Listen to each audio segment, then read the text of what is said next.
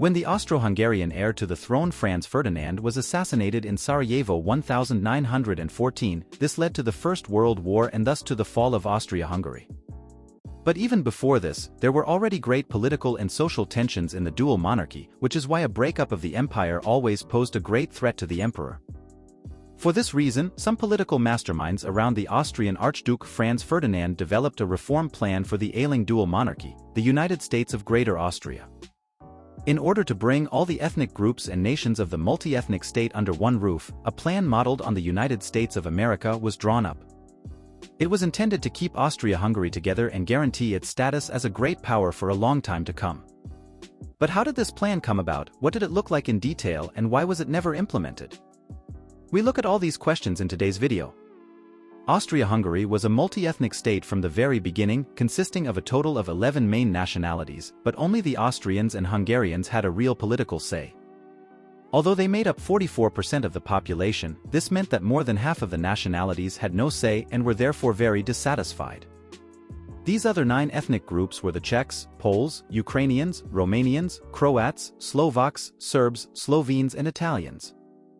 And in these areas there were repeated uprisings and revolts, and many demanded more autonomy or even complete independence. Another problem was the division of the crown lands, i.e. the individual territorial parts of the monarchy. The borders of these were based on centuries-old wars and territorial disputes, which often stretched far back into the time of the Holy Roman Empire. However, they had little in common with the division of the various ethnic groups in the dual monarchy.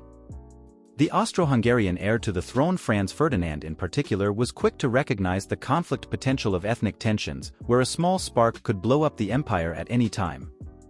Together with a committee of political masterminds, he drew up a plan to ease tensions in the empire and bring about a balance between the various ethnic groups and nations. The plan was finally published in the year 1906. According to this plan, the borders of the various crown lands were to be completely redrawn and 15 new constituent states were to be founded, which from then on would be oriented towards the ethnically and linguistically predominant groups of the respective territories. Austria-Hungary was to be transformed into the United States of Greater Austria and, following the example of the USA, each of the 15 federal states was to be given an equal say. Conflicts within the individual federal states were also to be prevented by drawing the borders in such a way that only one main language was spoken in the respective territory. Overall, it can be said that a great deal of thought was given to the reorganization, as the borders of some of the nations that emerged later were already fairly precisely defined. For example, those of Austria, Hungary, Slovenia and Croatia. The federal states would have been more homogeneous than very few nation-states in Europe. There would only have been a few German-speaking exclaves in various federal states, such as Transylvania, but otherwise the various parts of the United States of Greater Austria would have been very uniform. But why did the plan ultimately fail? For one thing, many ethnic groups did not want a reorganization of their national borders, but complete independence.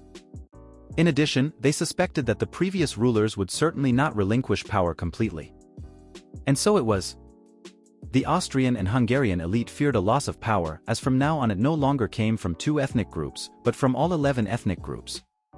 In addition, many conservative politicians in particular were very dissatisfied with the radical redrawing of the borders that had been created over centuries, as they considered the centuries-old borders to be inviolable.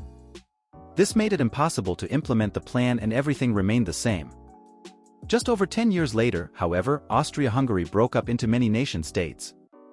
On paper, the plan had some good ideas, but in reality it could not be implemented due to too many dissenting voices.